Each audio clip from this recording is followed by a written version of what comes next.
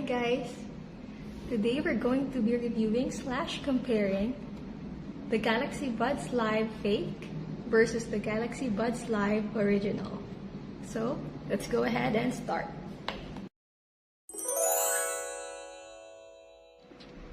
Alright, so this is the original and this is the fake. Judging on the appearance of the original,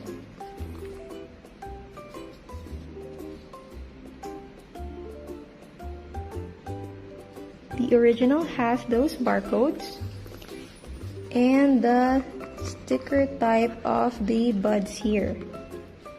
I don't know if it's a sticker or what, but it's darker than the fake one here. Alright, the fake one has a Samsung barcode.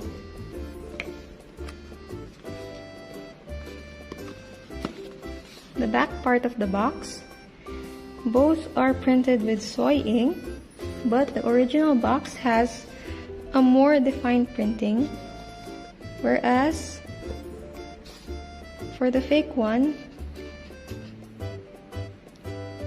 parang mabilis siyang mabura. Okay, it's not really defined, but it's okay. So, this is the original and this is the fake. Judging from the appearance of the cases, the original one has a more matte finish, although it's shiny. It has a more matte color than the fake one, which is a bit more glittery.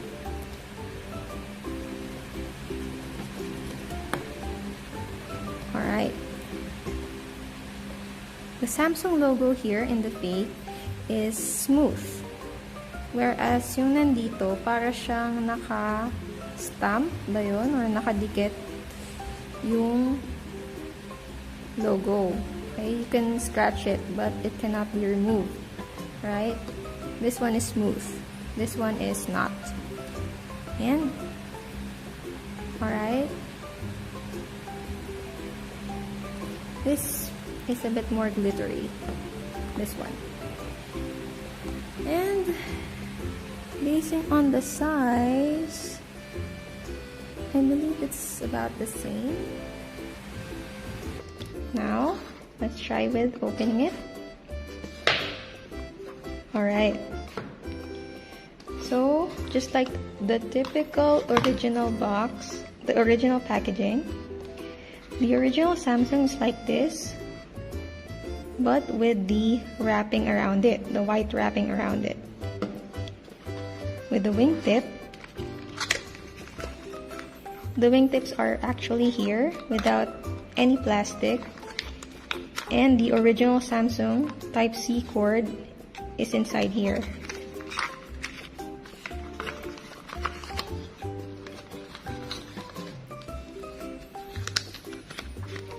And then, for the original Buds Live, we have the warranty card and the quick start guide. Now, from what I've observed from original Samsung gadgets, their paper is slightly yellowish in color and a bit thinner than the fake ones. Alright. Sorry, I think I already put the box in the trash. The box of the fake one. Okay. These are the wingtips for the fake Buds Live.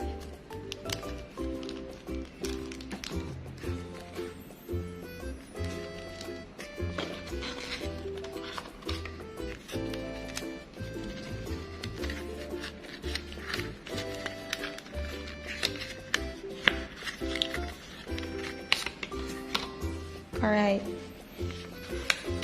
the fake Buds quick start guide is not in a booklet form. It's just a folded paper with no 1, warranty card. Okay. The wingtip that comes with the original is a bit more softer than the wingtip that comes with the fake. Plus, the one that comes with the original is darker in color and circular in shape, whereas the other one is lighter in color and more oblong in shape.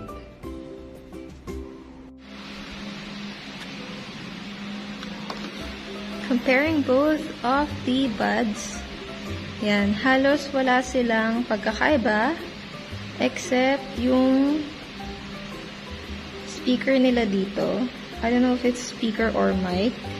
Yung sa fake, silver yung color, pero dito, sa original, rose gold siya. Plus, yung speaker din dito, it's more of a rose gold here. Pero yung sa original, mas dark ang pagka-rose gold niya. Then, may logo ng, may naka-emboss na L for the left. Whereas, sa fake, wala.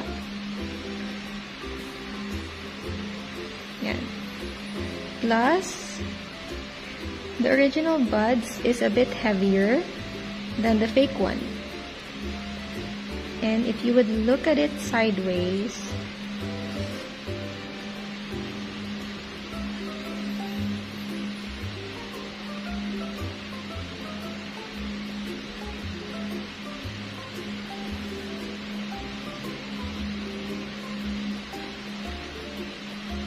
the original is a bit more thinner here sa baba, pero mas bulky siya dito sa may bandang itaas.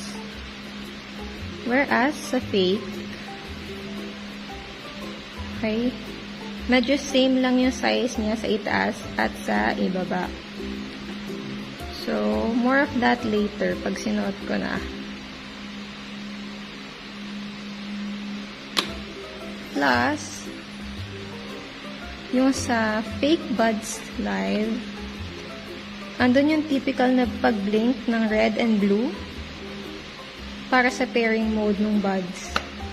Whereas, pag inopen mo yung buds live na original, kusa siyang mag-pair sa phone when you pick each buds.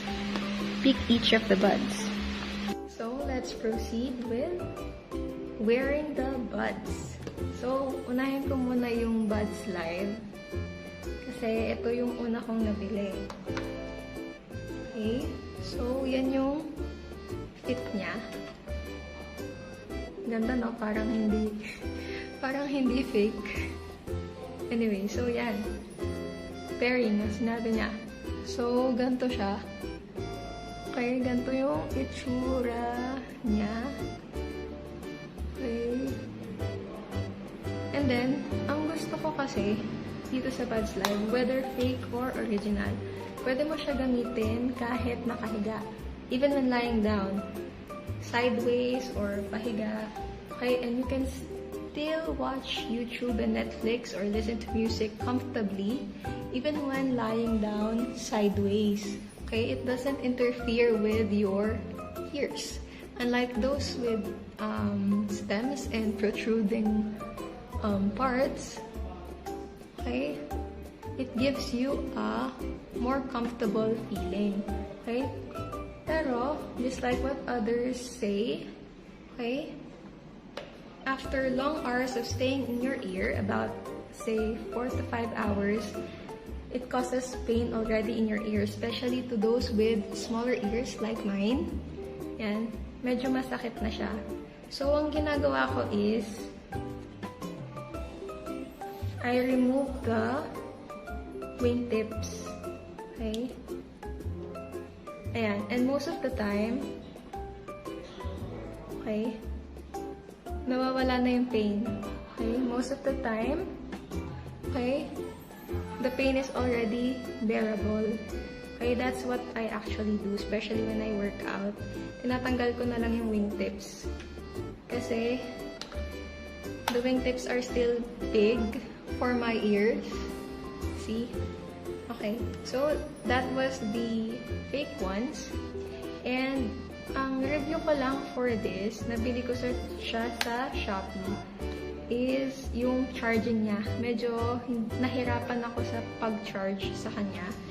Especially nung first time. Kasi nalobat siya, nilagay ko dito, then pag ginamit ko, hindi pa rin siya nag-charge.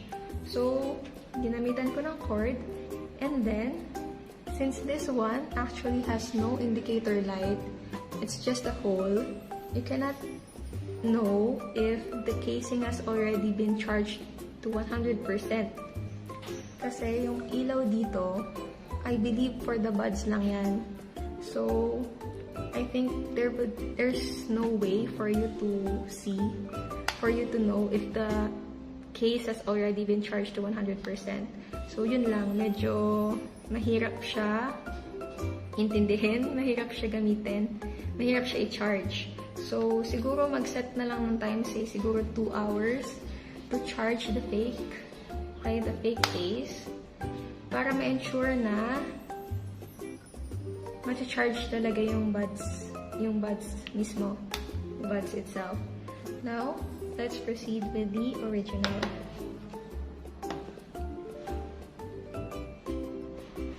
So, ito yung feeling niya. Feels good. It has that firm feeling. Medyo mabigat siya. It's a bit heavy, but it's okay. Okay? You actually won't feel that you have buds. You are wearing buds. And then, this is how it looks like. Okay? From what I actually observed, the original buds are a bit more bulkier here on the upper part. Okay? So, when I use it, and then I tried lying down sideways, I can actually feel the bulk part of the buds. Okay? So, medyo masakit siya. Okay? And you would actually feel the bulk part, but you will actually get used to it. Okay? It's not that much of a problem naman, yung bulk niya. Okay? And then, pag chinarge mo siya, okay, kunwari kukunin ko. Okay, it shows the charging status of each bud. Okay, whether green or red. And then, for the case itself, okay, the original one has an indicator light. Okay, so it's either red, orange, or green. Okay, red is for low, orange is for 50% or 70%, and then green is for the 100%. So, that's it. Isa pang pahabol, minsan, kahit may wingtip na, it still actually causes discomfort. Kaya yung ginagawa ko talaga is tinatanggal ko yung wingtip, tsaka ako ginagamit.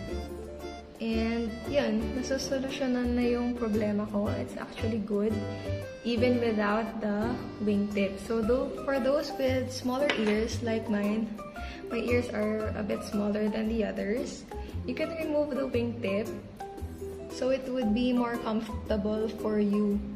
Okay? Alright, so tatry lang natin yung feel nung sound sa mga buds. So, I'm going to start with the fake ones. So, surprisingly, maganda yung bass niya. Although, minsan may mga times na medyo, minsan malayo siya, malayo yung music. Pero okay lang naman.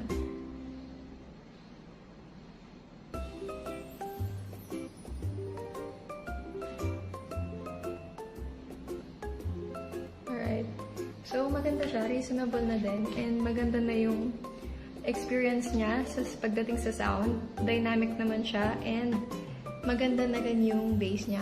Kahit yung kuya ko, nagustuhan rin tong fake na Buds Live.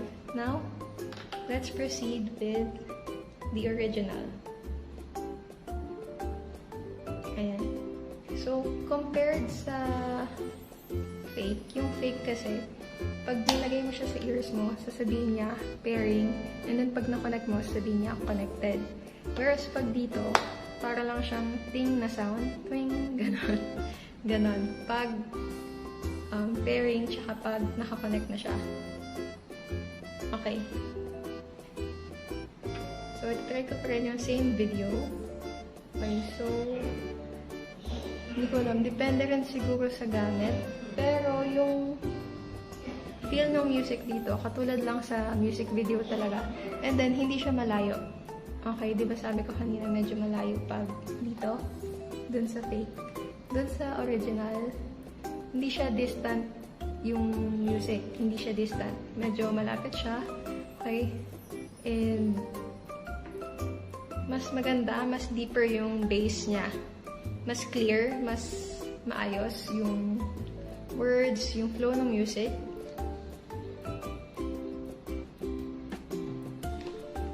Yan. The typical earbuds that you are looking for. Yun yun. So, that's it. And then, ang maganda kasi sa original is na adjust mo yung type of dynamics, yung may equalizer na pwede mong i-adjust depending on your preferences dun sa type of music mo. So, that's it. Pero surprisingly, itong fake buds, maganda yung bass niya. Medyo distant minsan yung music, pero napakaganda na ng quality ng sound niya. So, that's it. Sana nagustuhan niyo yung video and sana nakatulong ito sa pagpili niyo kung anong buds ang bibilhin niyo and kung buds fake or buds original. So, para rin hindi kayo ma-scam, alam niyo yung difference between sa original and sa fake. So, that's it. Kapag nagustuhan niyo itong video, please like, comment, subscribe, and share to others. And sana mag-grow pa yung channel ko, marami pang mag-subscribe para marami pa akong ma-review na gadgets or places or anything. So, that's it. Thank you. God bless.